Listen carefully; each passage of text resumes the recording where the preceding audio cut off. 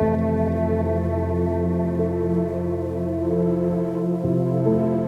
is not a linear story, but a web of mutual influences. My name is Briller. I came to do a residency in the HaMiffal in Jerusalem. I wasn't born in Jerusalem, although most of my artistic work is focused on Jerusalem. To Berlin, I arrived almost accidentally with my family at the end of a year-long backpacking journey. It was the last stop in this journey in an awkward and unexpected way. From the first time I landed there, I felt home. I think after staying some time in Berlin, I realized that in a way there's a lot of parallel points, concepts, and realities. If we can highlight a specific point, both Berlin and Jerusalem, they have a wall that separates them. So I came to do a collaborative performance, which I titled Writing Room. And it's a project that focuses or suggests a common writing experience, focused mainly about two texts that I developed in the last 6 months. One of them is a full-length script titled God's Last Tape, final tense movie by Quentin Tarantino. And the second one is a more philosophical work or text that goes under the title of The Orchard Trap. And both of this body of texts deal in a different perspective of the Abrahamic stories in plural. Relate to them and try to reframe them and maybe to suggest some alternative path forward from these stories. I think this work tried to reach out to the fundamental points that create our perspective of the events. I feel that we are all trapped in a very limited perspective of how can we be. First of all, as ourselves, as people, travel with a point of view in the world, but for sure as communities, framed in every way that we choose to frame them.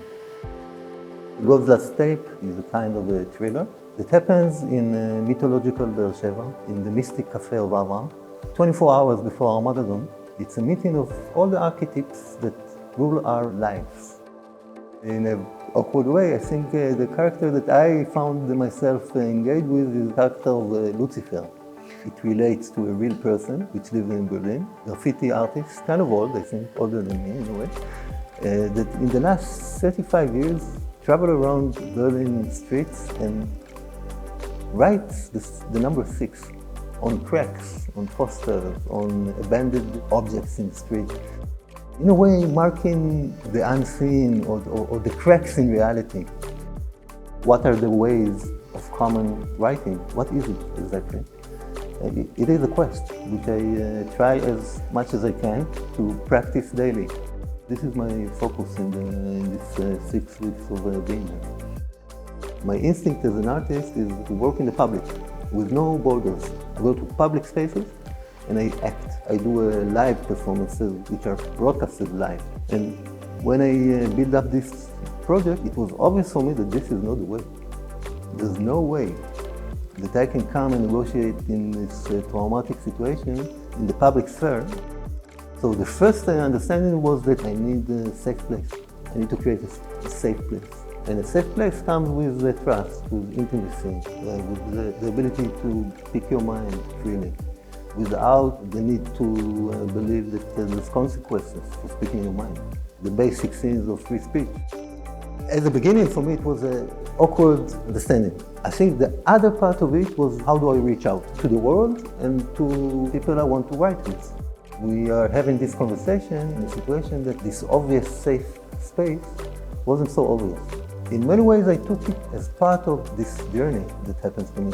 I feel that it flashed into me this first question or understanding of privilege, the ability to act in this complex situation.